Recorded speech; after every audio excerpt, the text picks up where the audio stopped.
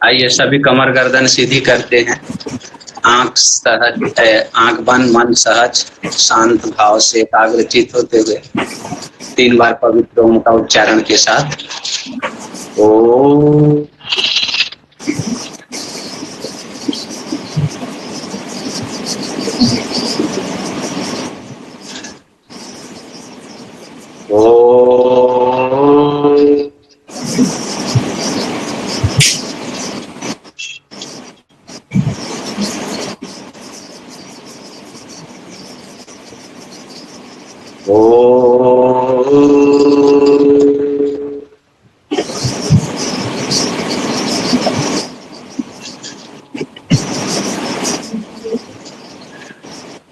गायत्री महामंत्र।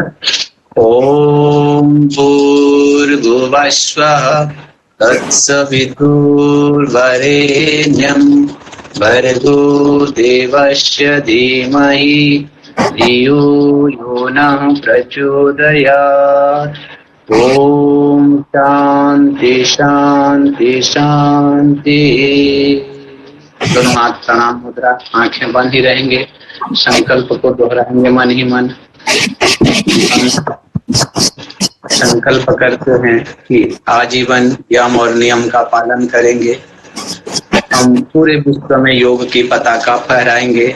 हमारा संकल्प बल सदृढ़ है, अभेद है, अजय है, जिनके माध्यम से सकारात्मक दिशा में सब कुछ किया जाना संभव है। इन भावों के साथ दोनों हाथ को ऊपर उठा के रगड़ते हैं, आंखों में लगाते हैं और कोमलता के साथ धीरे से आंखों को खोलेंगे।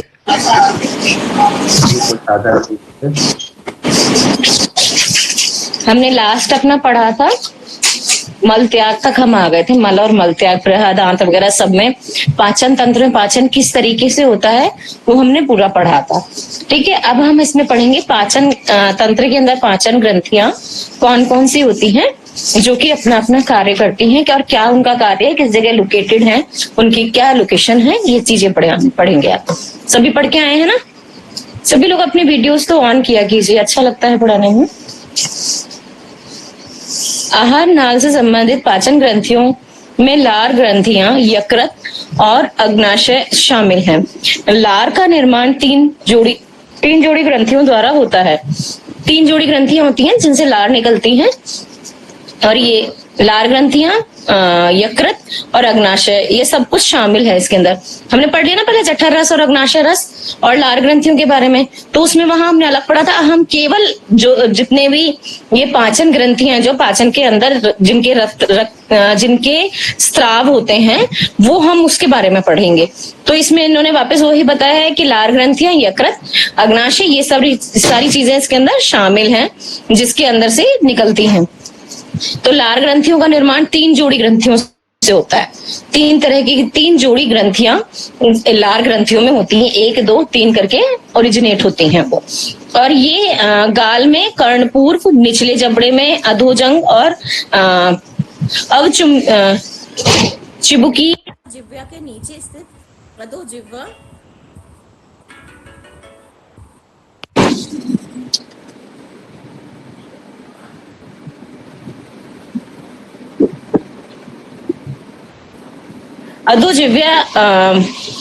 तक होती है ये ग्रंथि। इन ग्रंथियों से लार मुख गुहा में पहुंचती है। इनका ओरिजिनेट यहाँ, ये हमारे इसके नीचे यहाँ, और ये हमारी टंग के नीचे, हमारी जीभ के नीचे होता है। ठीक है, स्थित होती है ये, और इनसे ना लार हमारे मुंह में आती है। ये मुंह में आती है और ये मुख गुहा से होके नीचे जाती है, जो खाने के साथ में मिलती है। और जब हम खाना नहीं खाते तब भी हमारा मुंह मॉइस्चराइज कैसे रहता है? इसी से रहता है कि उससे हल्की मात्रा में स्त्राव होता रहता है, ताकि जो अंदर अंग हैं वो सूखते नहीं हैं। यकृत मनुष्य के शरीर की सबसे बड़ी ग्रंथि है। यकृत है जो हमारे मनुष्य की सबसे बड़ी ग्रंथि होती है। लिवर, आपने सबने सुना ही है कि लिवर सबसे बड़ा ऑर्गन होता है हमारी बॉडी का। और सबसे बड़ी बात इसकी विशेषता क्या है कि लिवर चाहे पूरा, लगभग अगर पूरा भी खराब हो जाता है तो भी वो दोबारा अपने आप को रीजनरेट कर सकता है, दोबारा अपने आप को पूरा ठीक कर सकता है। कि अगर उसके ना 10% भाग भी बच गया ना कि वो सही है, तो वो वापस पूरे को सही कर लेता है। ये इसकी विशेषता होती है लिवर की। और ये सबसे बड़ी ग्रंथि हमारे इसकी मानव शरीर की होती है, जिसका वयस्क भार लगभग 1-2 से लेके 1 से 5 किलोग्राम तक होता है, जिसमें वयस्कों में के अंदर इसका जो वजन है वो 1 से 2 किलो या 1 से 5 किलो तक, मतलब सबके बॉडी टाइप के ऊपर है। जो पतले हैं उनके 1 से 2 किलो, फिर जो जैसे जिनकी बॉडी वेट और लंबाई चौड़ाई जिस हिसाब से, उस हिसाब से वो उसका भार बढ़ता जाता है। तो 5 किलोग्राम लास्ट है जहां तक इसकी हैवीनेस, जो उसका वेट है वो होता है। यह उदर के कार्यात्मक इकाई है और यह उदर के मध्य पट्ट के ठीक नीचे स्थित होता है और इसकी 2 पालियां होती हैं, लोब्स होते हैं, मतलब डिवाइड रहता है 2 पोर्शन के अंदर, पालियां होती हैं उसके अंदर। ऐसे अभी आप लिवर की देखोगे ना, आपके इसके अंदर दे रखा होगा कहीं ना कहीं डायग्राम, नहीं है तो आप ऑनलाइन देखना, गूगल पे सर्च करना कि जो इसका लिवर का जो स्ट्रक्चर है उसको सर्च करना, देखना किस तरीके से उसका क्या क्या स्ट्रक्चर होता है, कैसा होता है।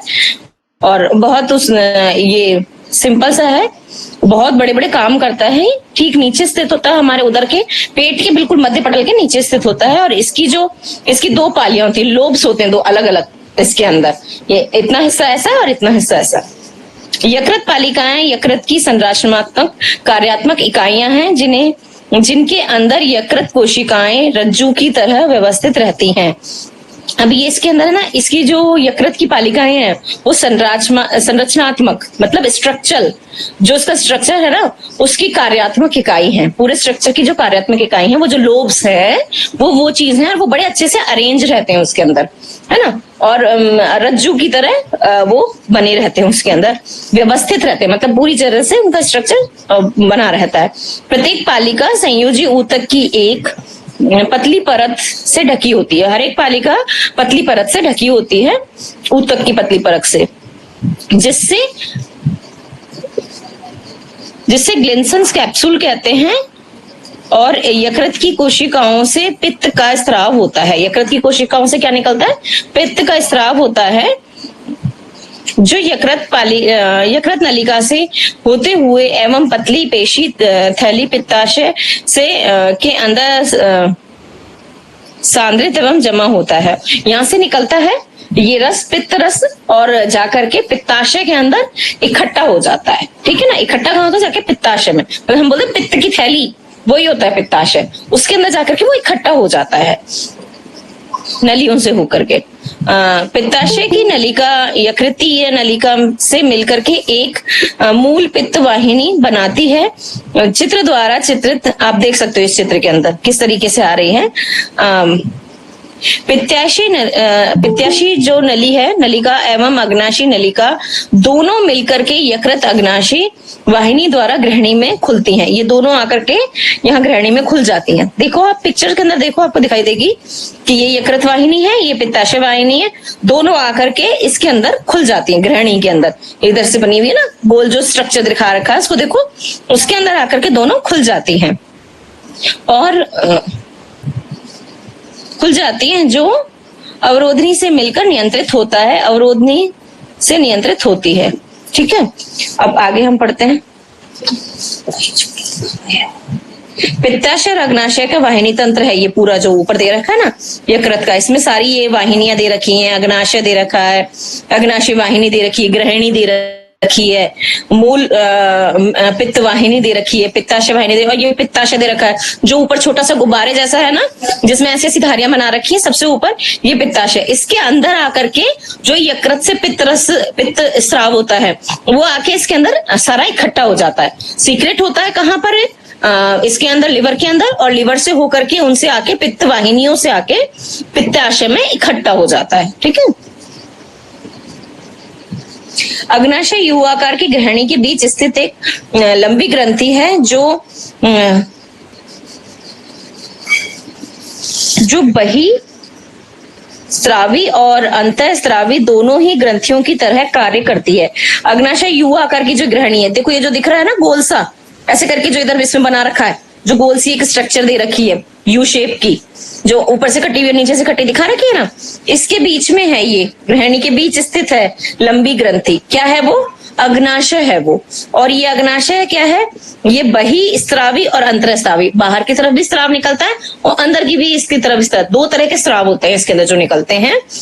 बहिस्रावी और अंतःस्रावी दोनों तरह की ग्रंथि है ये, की तरह कार्य करती है। बहिस्रावी भाग से क्षारीय अग्नाशयी रस निकलता है, जो बहिस्रावी ग्रंथि है उससे क्षारीय द्रव निकलता है, जो स्राव होता है, जो भी स्रावित होता है वो सीक्रेट होता है वो क्षारीय होता है, एल्कलाइन, ठीक है, जिसमें एंजाइम होते हैं। अंतःस्रावी भाग से इंसुलिन और ग्लूकोगोन नामक हार्मोन का स्राव होता है। और अंतःस्रावी से क्या होता है, इंसुलिन और ग्लूकोगोन नामक हार्मोन का स्राव होता है, जो कि इंसुलिन हमारी बॉडी के काम में सबसे ज्यादा जरूरी है, क्योंकि खाना बनाना, पचाना, ये जो पचता वचता है सब कुछ होता है ग्लूकोज को यूज करके, इंसुलिन को यूज करके हमारी बॉडी ग्लूकोज से काम करती है, ऊर्जा में परिवर्तित करती है। इसलिए इंसुलिन की बहुत ज्यादा जरूरत होती है और वो कहाँ बनता है, हमारे अग्नाशय में बनता है, ठीक है ना। अंतःस्रावी और बाह्यस्रावी गामा बीटा सेल्स होती हैं जो हम इनको बोलते हैं, ठीक है, उससे बनता है ये। भोजन का पाचन किस तरह से, वैसे तो हमने पढ़ा कि किस तरीके से किस किस में होता हुआ आता है और कहां से चल के किस तरीके से मलाशय तक पहुंचता है और फिर किस तरह से मल उत्सर्जन होता है, हम मल त्याग करते हैं। तो इसमें एक बार और डिफाइन कर रखा है, देखो हम पढ़ते हैं क्या है। पाचन की प्रक्रिया यांत्रिक एवं रासायनिक विधियों द्वारा संपन्न होती है। मुख गुहा के मुख्यतः दो प्रकार हैं, भोजन का चवर्ण और निगलने की क्रिया। लार की मदद से दांत और जिह्वा भोजन को अच्छी तरह से चबाने एवं मिलाने का कार्य करते हैं। सबसे पहले पाचन की प्रक्रिया के अंदर वापस वही आ गया कि मुंह के अंदर हमने लिया चवर्ण मतलब चबाना और उसको निगल करके अंदर पहुंचाना। तो लार उसके साथ मिलती है, जीभ और लार बराबर काम करती हैं अंदर, और दांत उसको पीसते हैं बारीक बारीक टुकड़ों के अंदर, लुगदी जैसा फॉर्म बनाते हैं, सॉलिड सेमी सॉलिड हो जाता है वो सॉलिड से, और महीन पिस करके नीचे को उतर जाता है। लार का श्लेष्म भोजन के कणों को चिपकाने का एवं उन्हें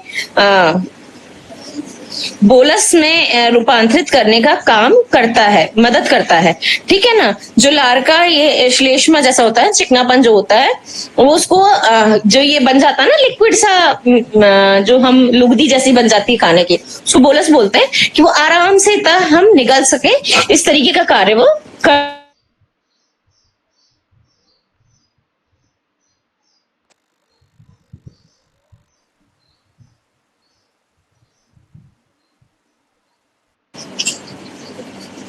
दिखाई दे रहा है, आवाज आ रही है?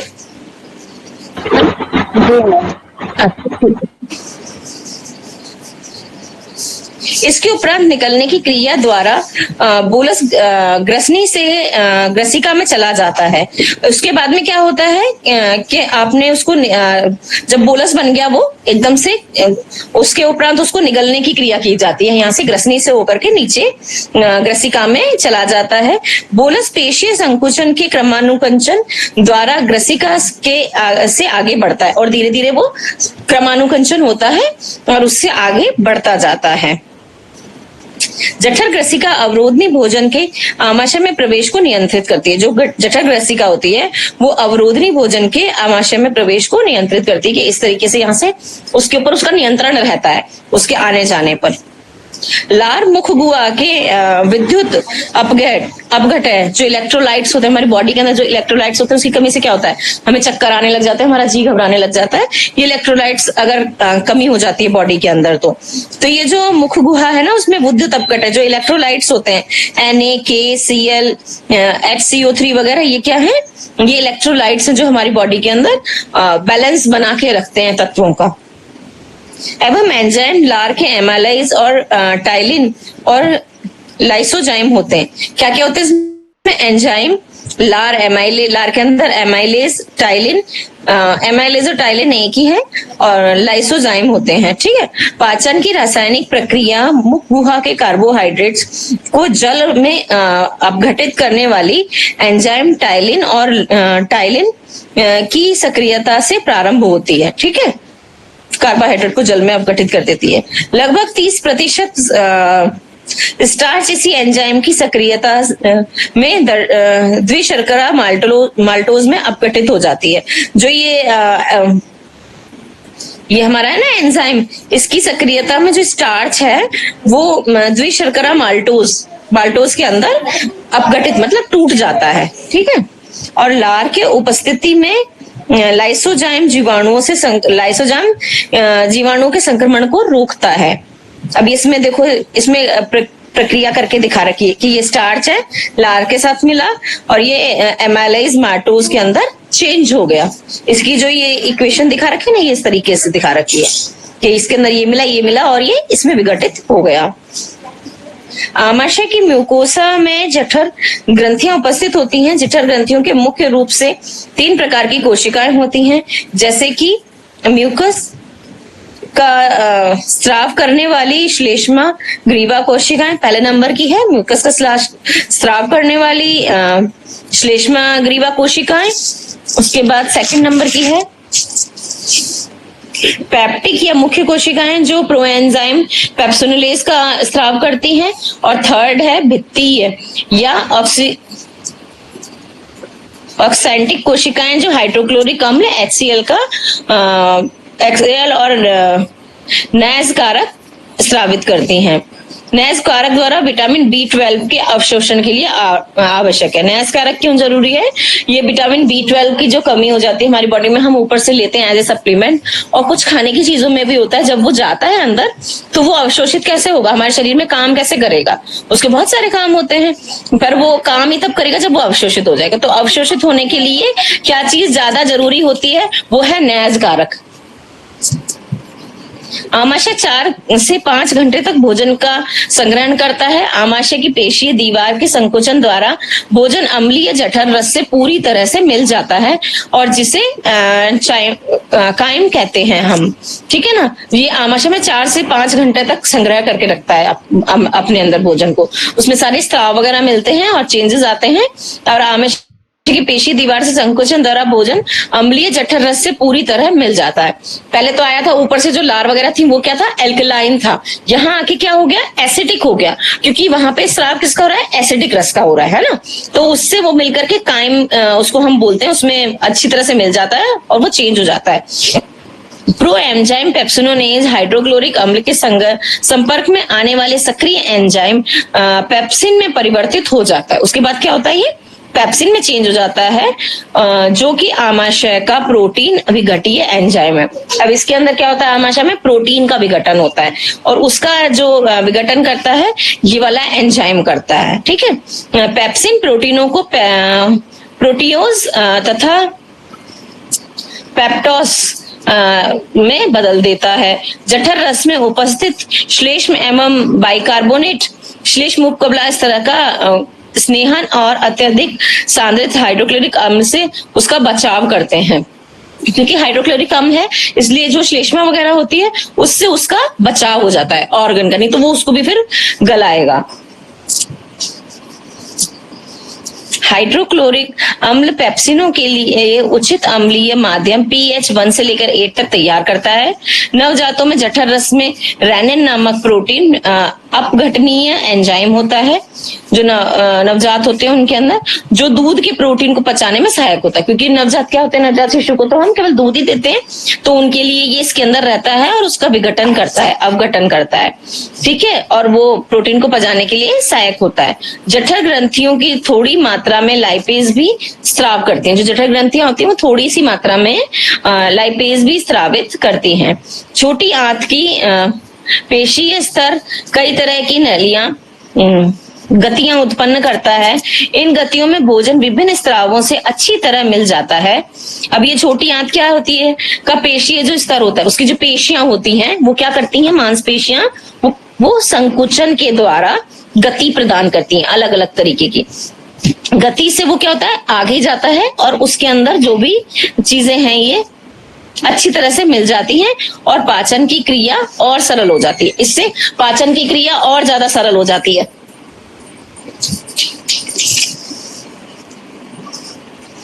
पाचन की क्रिया और ज्यादा सरल हो जाती है। यकृत अग्नाशय नलिका द्वारा पित्त अग्नाशयी रस और आंत रस को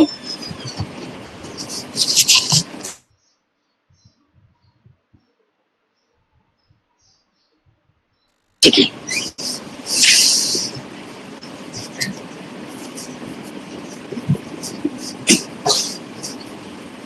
यकृत अग्नाशय नलिका द्वारा पित्त, अग्नाशयी रस और आंत्र रस छोटी आंत्र में छोड़ देते हैं, ठीक है। और अग्नाशयी रस से ट्रिप्सिनोज, काइमोट्रिप्सिनोज और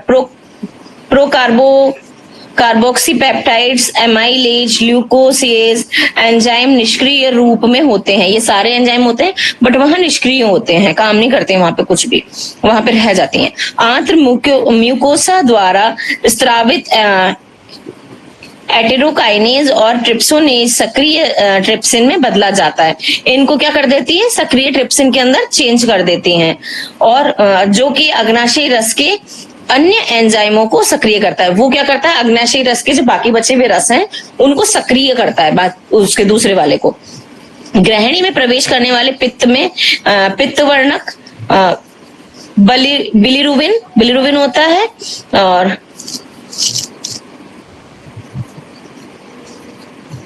पित्त लवण, कोलेस्ट्रॉल, फॉस्फोलिपिड होते हैं, और इनमें कोई एंजाइम नहीं होता है।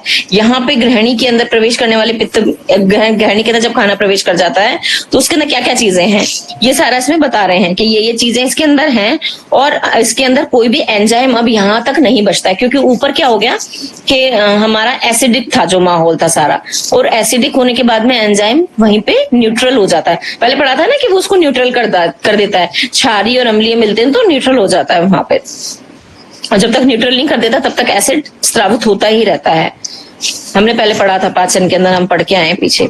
पित्त वसा की इमल्सीकरण से में मदद करता है, और उसे बहुत छोटे मिसेल कणों में तोड़ता रहता है। पित्त लाइपेज एंजाइम से को भी सक्रिय करता है, ठीक है, एंजाइम को भी, लाइपेज एंजाइम को भी सक्रिय कर देता है।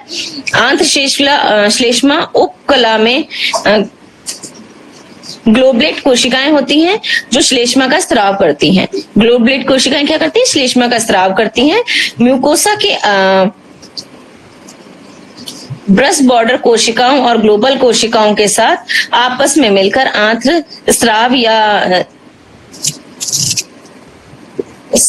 एंटीरियम बनाते हैं, और इस रस में कई तरह के एंजाइम होते हैं, जिसे ग्लाइकोसिडेज, डाइपेप्टिसेज, एस्टरेज, ल्यूकिल पता नहीं क्या लिखा है, आदि होते हैं। म्यूकस अग्नाशय के बाइकार्बोनेट के साथ मिलकर आंत्र म्यूकोसा की अम्ल के दुष्प्रभाव से रक्षा करता है। ये जो म्यूकस है वो अग्नाशय के बाइकार्बोनेट जो होते हैं उनके साथ मिल जाता है, और जो आंत्र का म्यूकोसा होता है ना अंदर, उसके अम्ल के दुष्प्रभाव से रक्षा करता है। नहीं तो अंदर क्या होगा, वो गलने लग जाएगा। ये काम क्या करता है, म्यूकस करता है। इसका जो बचाव है वो करने का काम म्यूकस करता है, तथा एंजाइमों की सक्रियता के लिए आवश्यक क्षारीय माध्यम तैयार करता है। और जो एंजाइम है ना वो काम कैसे करेंगे, सक्रिय कैसे होंगे, वो एसिडिक माहौल में सक्रिय नहीं होते, वहां पे निष्क्रिय हो जाते हैं, न्यूट्रल हो जाते हैं और निष्क्रिय हो जाते हैं। और यहाँ पर क्या होता है कि वो माध्यम क्रिएट करेगा क्षारीय वाला वापस। जैसे ही वो क्षारीय माध्यम बनाता है तो क्या होता है, pH 7 से 8 के बीच में माध्यम होता है क्षारीय। जब क्षारीय माध्यम बनाता है तो जो जितने भी एल्काइंस हैं, ये अपने एंजाइम्स हैं, वो एल्कलाइन माध्यम के अंदर अच्छे से काम करते हैं। इस प्रक्रिया से में सब म्यूकोसल ब्रूनर ग्रंथि भी मदद करती है, ठीक है।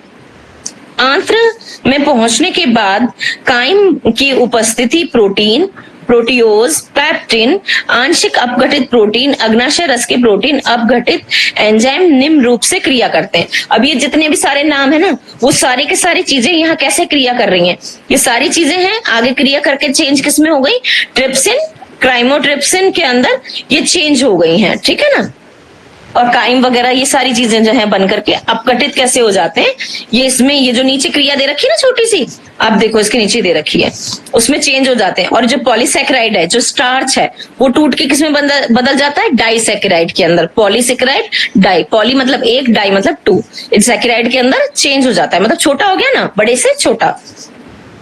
वसा पित्त की मदद से लाइपेज द्वारा क्रमशः डाई और मोनोग्लिसराइड में टूट जाते हैं।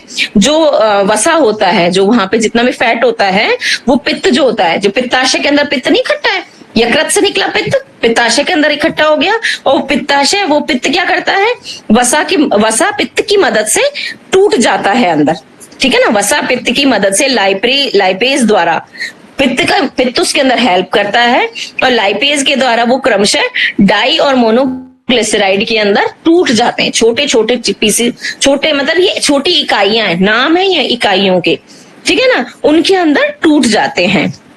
वसा लिखा रखा है जैसे वसा डाइग्लिसराइड, उसके बाद मोनोग्लिसराइड। वसा पहले डाइग्लिसराइड के अंदर चेंज हुआ, फिर मोनोग्लिसराइड के अंदर। अब ये एरो जो लगा रखे हैं, इसका मतलब ये नहीं कि कुछ नहीं है बीच में।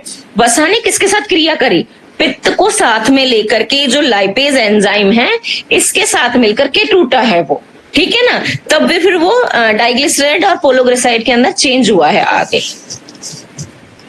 अग्नाशयी रस से न्यूक्लिक अम्लों द्वारा न्यूक्लियोटाइड और न्यूक्लियोपोसाइड में पाचित हो जाते हैं। अब ये जो अग्नाशयी रस है उसके द्वारा ये न्यूक्लिक अम्ल जितने भी हैं, न्यूक्लियस है, न्यूक्लिक अम्ल जितने भी हैं वो चेंज हो जाते हैं उसके अंदर। इसमें नीचे देखो दे रखा है न्यूक्लिक अम्ल, न्यूक्लियोटाइड और न्यूक्लियोसाइड। अब ये अपने आप चेंज नहीं हुए हैं, इसमें एरो दे दिया तो अपने आप नहीं, ये जो अग्नाशयी रस है और उसके साथ मिल करके ये इन्होंने क्रिया करी, और इस क्रिया को करने से ये इतनी उनसे उस बड़ी इकाई से छोटी इकाई के अंदर टूट गए। पाचन की हमने जो डेफिनेशन पढ़ी थी वो क्या था कि उसको छोटे अवयवों में और अवशोषण योग्य, कि जिनको हम जो उनको आंत एब्जॉर्ब करके उसको छोटी से छोटी इकाई और अवयवों के अंदर तोड़ना ही तो पाचन होता है। तो ये चीज समझाई जा रही है कि ये कैसे टूटा, कौन कौन सी चीज का पाचन किस किस तरीके से हुआ, कैसे कैसे किस चीज का सहयोग रहा और कौन से एंजाइम ने काम किया, तब वो विघटित हुआ छोटे छोटे पेप्टाइड और इनके अंदर जैसे कि मोनोग्लिसराइड है, ट्राइग्लिसराइड है, इन सब के अंदर कैसे कैसे हुआ, ठीक है ना।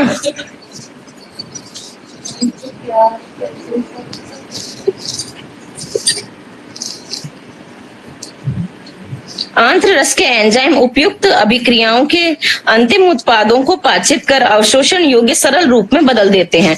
अब देखो वापस वही बात आ गई जो पाचन के बारे में हमने पहले पढ़ी थी। आंत के रस एंजाइम की उपयुक्त अभिक्रियाओं द्वारा, एंजाइम के साथ मिलकर के आंत रस उपयुक्त अभिक्रिया करके वसा, फैट वगैरह हमारी जितनी भी चीजें हैं उनको तोड़ के क्या करते हैं, अंतिम उत्पादों को पाचित कर अवशोषण योग्य बना देते हैं, सरल फॉर्म के अंदर बना करके बदल देते हैं, ठीक है। पाचन के ये अंतिम चरण आंत के म्यूकोसल उपकला कोशिकाओं के बहुत समीप संपन्न होता है। जो लास्ट वाली क्रिया होती है, जो सबसे सरल वाला अवशोषित करने योग्य जब ये बनता है, तो वो बिल्कुल आंत की जो उपकला है ना, म्यूकोसा वाली, जिसमें से वो म्यूकोसल स्राव निकलता है, श्लेष्मा वाला, जो उसको आंत को सिक्योर रखता है बाकी सारी चीजों से, तो उसके बिल्कुल समीप, जैसे ये लेयर है और इसके बिल्कुल समीप, जैसे देख रहे हैं नीचे वाली फिंगर, इसके बिल्कुल समीप होती हैं ये सारी क्रियाएं, संपन्न होती हैं इस जगह पे।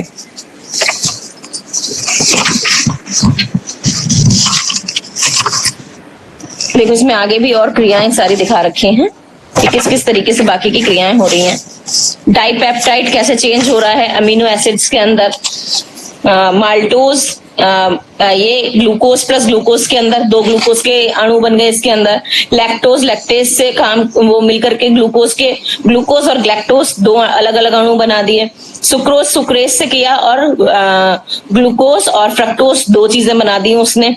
ऐसे ही न्यूक्लियोटाइड्स ने किस तरीके से न्यूक्लियोसाइड, उसके बाद ये शर्करा और क्षारक दोनों के अंदर चेंज हो गया। तो छोटे से छोटे जो पार्टिकल्स के अंदर किस तरीके से चेंज होता है, अणुओं के अंदर कैसे चेंज होता है दिखा रहे हैं। अब देखो डाई और मोनोग्लिसराइड लाइपेज के साथ में क्रिया करके वसीय अम्ल और ग्लिसरॉल के अंदर चेंज हो गए। जो लास्ट वाली ये है ना आपकी रिएक्शन, वो ये है। ये सारी रिएक्शन ये बता रही है कि अभी तो हमने वो पढ़ा था थ्योरी के अंदर कि किस तरीके से पाचन क्रिया कहाँ से होके कैसे कैसे होती है।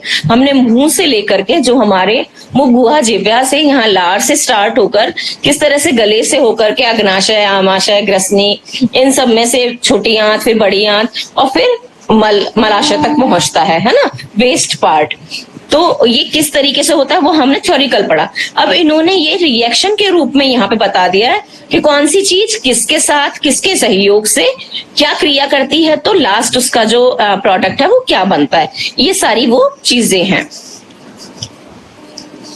ऊपर वर्णित जैव बृहत अणुओं के पाचन की क्रिया आंत्र के ग्रहणी भाग में संपन्न होती है। जो ऊपर जितने बताए गए हैं ये पाचन की क्रिया आंत्र की ग्रहणी भाग में संपन्न होती है। इस तरह निर्मित सरल पदार्थ छोटी आंत्र के द्वारा छोटी आंत्र के अग्र शुद्रांत और शुद्रांत भागों से अवशोषित हो जाता है। जो छोटी आंत्र का अग्र शुद्रांत और शुद्रांत वाला भाग है उससे अवशोषित हो जाता है। जो सरल पदार्थ बन जाता है लास्ट वाला वो अवशोषित हो जाता है और अपचित अनावेशित पदार्थ बड़ी आंत में चले जाते हैं, और जो बाकी नहीं पचता है और वेस्ट प्रोडक्ट होता है वो चला जाता है बड़ी आंत की तरफ, मूव ऑन कर जाता है। और बड़ी आंत से कोई महत्वपूर्ण पाचन क्रिया नहीं होती है। बड़ी आंत का कार्य है कुछ जल और खनिज लवण और एवं औषधीय अवशोषण। कोई भी अगर औषध है वो रह गई है वहां पे तो उसका अवशोषण कर लेगा। कुछ जो पार्ट खनिज का बचा है वो और पानी उसको अवशोषित कर लेता है, और जो बाकी का बचा हुआ वेस्ट प्रोडक्ट है वो मलाशय में पहुंच जाता है। जो बड़ी आंत का लास्ट भाग होता है वो मलाशय में चेंज हो जाता है, वो वहीं पे पहुंच जाता है। दोश्लेष्म का स्राव के जो अपचित उत्सर्जी पदार्थों को चिपकाने और स्नेहन के कारण उनका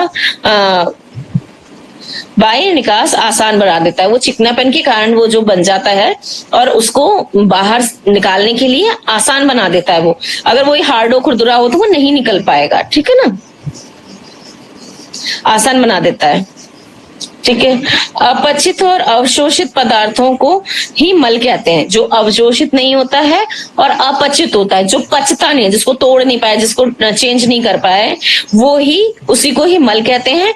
जो अस्थायी रूप से मल त्यागने से पहले मलाशय में रहता है, जो अस्थायी तौर पे रहता है, उसका कोई स्थायी नहीं है वो, क्योंकि उसका बाहर निकलना बहुत ज्यादा जरूरी है। उसमें सारे टॉक्सिन्स, गंदगी, जो अवशोषित नहीं हुए वो पदार्थ और जो विघटन जिनका नहीं हो पाया, अपघटन नहीं हो पाया, टूट नहीं पाए और अवशोषित नहीं हो पाए, वो बेकार वेस्ट प्रोडक्ट है। वो कुछ समय के लिए वहां पे रहता है और फिर वो बाहर निकाल दिया जाता है।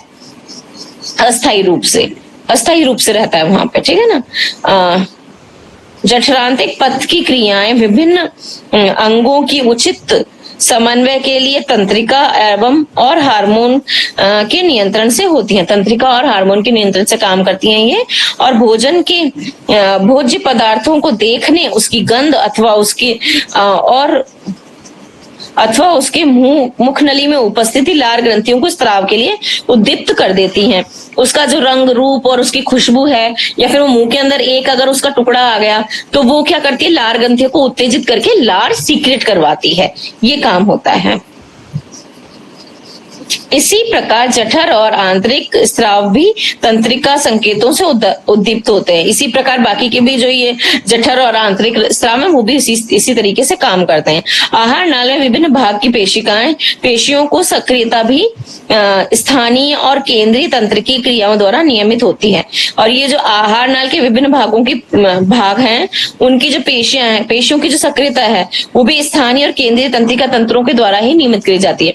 जो स्राव है वो भी तंत्रिका तंत्र के द्वारा नियंत्रित किए जाते हैं, और ये भी क्रियाएं तंत्रिका तंत्र के द्वारा नियमित होती हैं। हार्मोन नियंत्रण के अंतर्गत जठर और यांत्रिक म्यूकोसा के निकलने वाले हार्मोन पाचक रसों के स्राव को नियंत्रित करते हैं। हार्मोन के नियंत्रण के अंतर्गत ही होता है ये, कि जो यांत्रिक म्यूकोसा वगैरह है वो हार्मोन के पाचक रस वगैरह उसी को नियंत्रित करते हैं। पाचित उत्पादों का अवशोषण। अब पाचित जो उत्पाद है उनका अवशोषण किस प्रकार से कैसे हो रहा है। अवशोषण की यह प्रक्रिया है, अवशोषण वह प्रक्रिया है जिसमें पाचन से प्राप्त उत्पाद यांत्रिक म्यूकोसा में से निकल कर रक्त और लसिका में प्रवेश कर जाते हैं, या रक्त या लसिका में, ठीक है ना। जो हमारा ये सिस्टम है उसके अंदर पाचन तंत्र के लिए पाचन का जो प्राप्त उत्पाद है, जो हमने अवशोषित कर लिया हमारी आंत ने, वो निकल करके कहाँ चला गया, रक्त के अंदर या लसिका तंत्र के अंदर चला गया, और वहां से वह निष्क्रिय, सक्रिय अथवा सुसाध्य परिवहन क्रिया विधियों द्वारा संपादित होता है। यह और ग्लूकोज, एमिनो अम्ल, क्लोराइड, आयन आदि की थोड़ी थोड़ी मात्रा सरल विसरण प्रक्रिया द्वारा रक्त में पहुंच जाती है। सरल विसरण मतलब एक से दूसरी जगह पहुंचना, विसरण होता है, उस क्रिया के द्वारा पहुंच जाती है, एक जगह से निकल के दूसरी जगह पहुंचाना। इन पदार्थों को रक्त में पहुंचाना सांद्रण प्रवणता, कॉन्सेंट्रेशन वाली इस पर निर्भर करता है, जबकि लैक्टोज और कुछ अन्य अमीनो अम्लों का परिवहन वाहन अणुओं जैसे कि सोडियम आयन की मदद से पूरा हो जाता है। जबकि है ना लैक्टोज और एमिनो अम्ल वगैरह कैसे चले जाते हैं, ये जो सोडियम आयन होते हैं ना, सोडियम के जो अणु होते हैं उनके साथ लग करके चले जाते हैं। इन क्रिया विधिकों को सुसाध्य परिवहन कहते हैं। इन सबको क्या कहते हैं? सुसाध्य परिवहन, कि ये पूरा साधन एकदम से बना हुआ है टिप टॉप और उसकी से सुचारू रूप से वो प्रक्रिया चलती रहती है। जल का परिवहन परिसरणीय प्रवणता पर निर्भर करता है। सक्रिय परिवहन सांद्रण प्रवणता के विरुद्ध होता है, जिसके लिए ऊर्जा की आवश्यकता होती है। जो दूसरा वाला है सक्रिय परिवहन, वो सांद्रता के विरुद्ध होता है, तो उसमें ऊर्जा लगती है, मतलब एनर्जी खर्च होती है। विभिन्न पोषक तत्वों द्वारा एमिनो अम्ल, ग्लूकोज, मोनोसैकेराइड और सोडियम आयन विद्युत अपघटन के से रक्त में अवशोषण इसी प्रक्रिया द्वारा होता है। ठीक है, मोनोसैकेराइड, एमिनो अम्ल, ग्लूकोज का इस तरीके से अवघटन होता है, अवशोषण होता है, सॉरी। वसा अम्ल और ग्लिसरॉल अविलेय होने के कारण रक्त में अवशोषित नहीं हो पाते हैं। जो वसा अम्ल हैं, फैटी एसिड्स जो होते हैं, और जो ग्लिसरॉल होता है वो घुलता नहीं है, डिसॉल्व नहीं होता है। ठीक है ना, अविलेय होता है, मतलब विलय नहीं हो पा रहा, उसके अंदर डिसॉल्व नहीं हो पा रहा है, इस कारण रक्त में वो अवशोषित नहीं हो पाता है। और सर्वप्रथम अवशोषित नहीं हो पाते हैं, और सर्वप्रथम वह विलेय सूक्ष्म बूंदों में समाविष्ट होकर आंतरिक म्यूकोसा में चले जाते हैं। और वो क्या करते हैं, फिर आंतरिक म्यूकोसा के अंदर निकल जाते हैं, मतलब उसमें घुस जाते हैं, चले जाते हैं, जिन्हें मीसलेस कहा जाता है। ये यहाँ प्रोटीन स्तरित सूक्ष्म वसा गोलिका में पुनः संचरित होकर के अंकुरों की लसिका वाहिनों और लैक्टिसस में चले जाते हैं। ये लसिका वाहिनियां अंततः अवशोषित पदार्थों को रक्त प्रभाव में छोड़ देती हैं। बाकी फिर ये लसिका वाही क्या करती हैं, जो लसिका वाहिनियां होती हैं वो लिम्फ नोड्स जो होते हैं, जो लिम्फ होता है वो क्या करती है, उनको ले जाकर के फिर रक्त वाहिनियों के अंदर छोड़ देती है। लसिका वाहिना लैक्टिन में चले जाते हैं और ये लसिका वाहिना अंततः अवशोषित पदार्थों को रक्त प्रभाव में छोड़ देती हैं, बहते हुए खून के अंदर जो हमारी उसकी वेन्स वगैरह होते हैं उनके अंदर वो छोड़ देती हैं। पदार्थों का अवशोषण आहार नाल के विभिन्न भागों जैसे मुख, आमाशय, छोटी आंत और बड़ी आंत में होता है। जो पदार्थों का अवशोषण है आहार नाल के, जो ये आहार नाली तो है हमारी ऊपर से लेके नीचे तक, उसके अंदर अलग अलग जगहों पे कौन कौन सी जगह है ये, जैसे मुख, आमाशय, छोटी आंत और बड़ी आंत में हो जाता है। परंतु सबसे अधिक अवशोषण छोटी आंत में ही होता है। तो सबसे ज्यादा अवशोषण होता है वो छोटी आंत के अंदर ही होता है।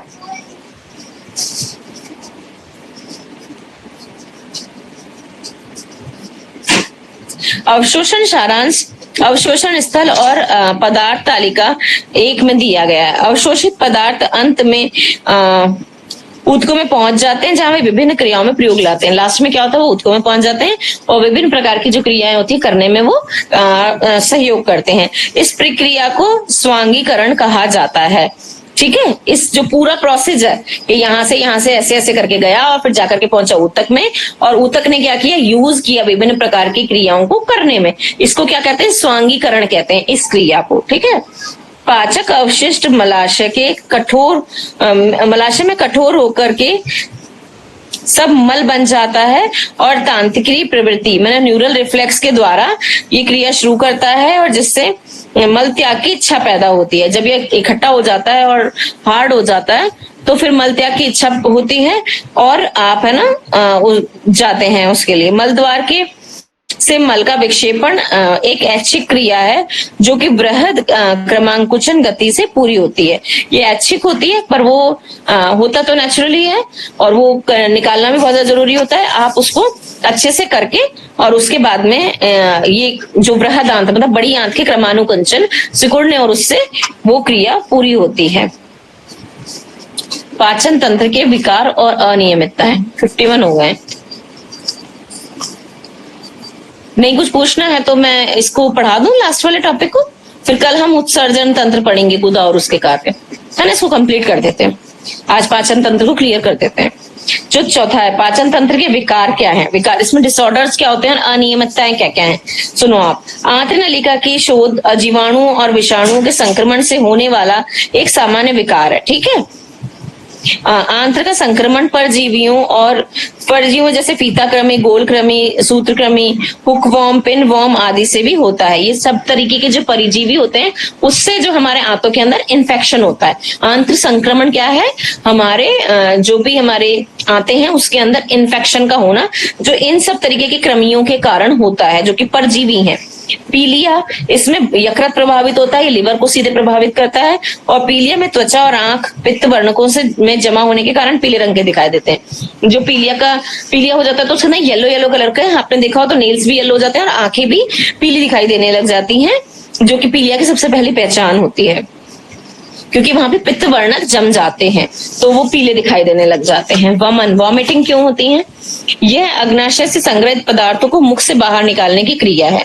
कि अगर उसके अंदर अग्नाशय में जो सामान इकट्ठा हो गया है और वो नहीं आगे को क्रिया कर रहा है तो उसके लिए वो निकालने की क्रिया है। यह प्रतिवर्ती क्रिया मेडुला में स्थित वमन केंद्र से नियंत्रित होती है। मेडुला के अंदर एक वमन केंद्र होता है, उससे नियंत्रित होती है और उल्टी से पहले बेचैनी की अनुभव होती है। एक्सेसिव लार हमारी जो है ना वो सिक्रेशन होता है और आपकी जो ये आपको बहुत ज्यादा बेचैनी होती है, घबराहट होती है और फिर वॉमिट हो जाता है।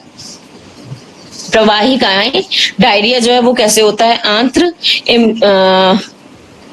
ह्यूमस की असामान्य गति की बारंबारता और मल का अत्यधिक पतला हो जाना, बहुत पतला सा होता है और वो बार बार जब जा रहे हैं बारंबारता बहुत ज्यादा है कि थोड़ी देर करके फिर वापस, और पानी के जैसे पतला हो जाता है, बिल्कुल एकदम पतला, उसको डायरिया कहते हैं। वो पचता नहीं है और इसमें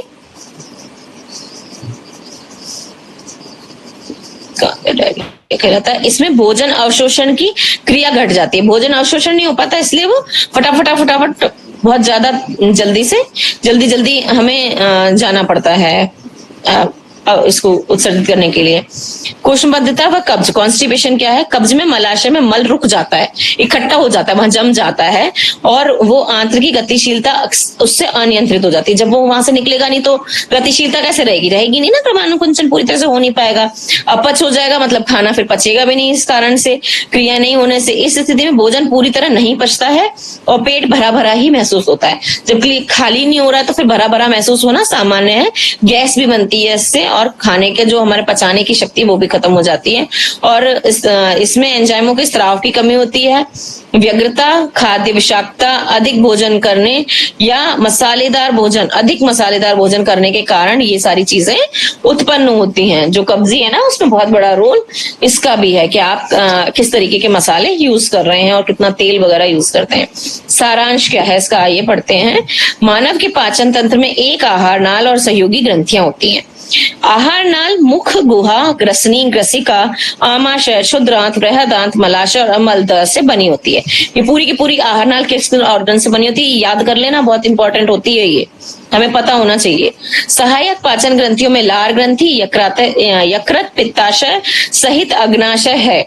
जो इसकी सहायक ग्रंथियां हैं वो कौन सी हैं, लार ग्रंथि हो गई, यकृत हो गया हमारा लिवर, पित्ताशय हो गया और आपका अग्नाशय हो गया। ये सारी चीजें क्या हैं, सहायक पाचक ग्रंथियां। मुख के अंदर दांत भोजन को चबाते हैं, जीभ स्वाद को पहचानती है, इनका भी रोल है अपना अपना, ठीक है ना। अगर दांत नहीं होंगे तो हम चबा नहीं सकते, स्वाद नहीं पहचान पाएंगे अगर जिह्वा नहीं होगी, तो इसीलिए इसको रसना भी कहते हैं। भोजन को लार के साथ मिलाकर एक अच्छी तरह से चबाने से के लिए सुगम बनाती है। लार में मंड या मांड स्टार्च को पचाने वाली पाचक एंजाइम होता है और लार एमिलेज होता होती है जो कि मांड को पचाकर माल्टोज डाइसैक्राइड में बदल देती है। ठीक है, इसके बाद भोजन ग्रसनी से होकर के बोलस के रूप में ग्रसिका में प्रवेश करता है, जो आगे क्रमानुकंचन द्वारा आमाशय तक ले जाया जाता है। आमाशय में मुख्यतः प्रोटीन का पाचन होता है और सरल शर्कराज और अल्कोहल और दवाओं का भी आमाशय में अवशोषण हो जाता है, दवाइयों का भी। ठीक है ना। कायम शुद्रांत के ग्रहणी भाग में प्रवेश करता है, जहां अग्नाशय रस पित्त एवं आंत रस में एंजाइम द्वारा कार्बोहाइड्रेट, प्रोटीन और वसा का पाचन पूरा होता है। इसके बाद भोजन छोटी आंत में के अग्र क्षुद्रांत और जेलम और शुद्रांत इलियम भाग में जाता है और पाचन के पश्चात कार्बोहाइड्रेट, ग्लूकोज, मोनोसैकेराइड में परिवर्तित हो जाता है। सारी बातें वही हैं जो मैंने पीछे पढ़ी है, सारांश बता रहे हैं ये बस इसका।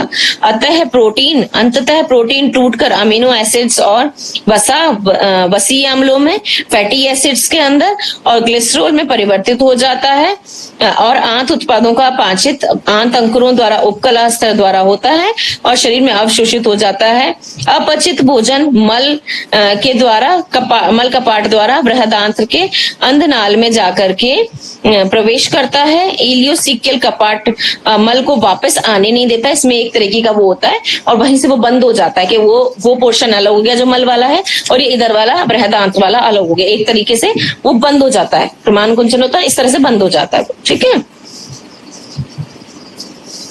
इलियोसिकल कपाट इस मल को वापस नहीं आने देता है। अधिकांश जल बड़ी आंत में अवशोषित होता है और जितना भी वाटरी पार्ट होता है, वाटर होता है, वो वहीं अवशोषित हो जाता है। ठीक है, तो बस उसके अंदर ठोस पदार्थ बचता है मल के रूप में और अपचित भोजन अर्ध ठोस होकर के मलाशय और गुदानाल में पहुंच जाता है और जो बाकी का अपचित भोजन है वो अर्ध ठोस होकर, मतलब पूरा एकदम बहुत ठोस नहीं होता है। अगर बहुत ठोस हो जाएगा फिर क्या होगा, कॉन्स्टिपेशन हो गई, फिर तो वो बाहर ही नहीं निकलेगा।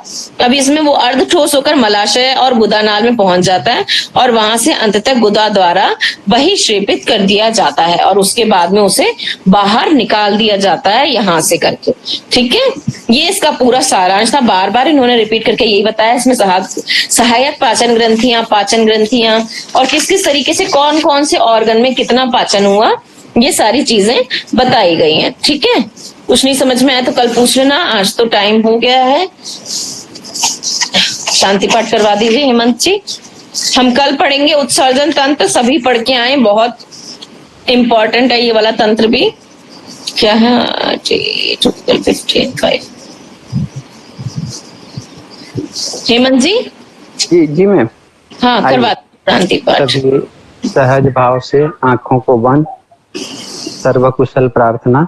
ओम सर्वे भवन्तु सुखिनः, सर्वे सन्तु निरामया, सर्वे भद्राणि पश्यन्तु, मा कश्चित् दुःखभाग् भवेत्। ओम शांति शांति शांति। ओम सभी को नमस्ते।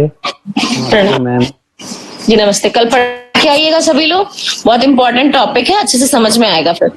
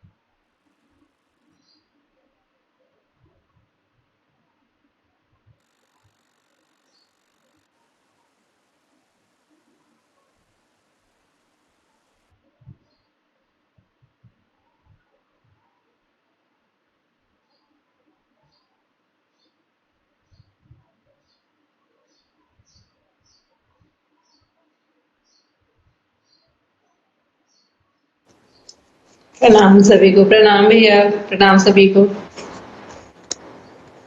आवाज आ रही है सबको मेरी?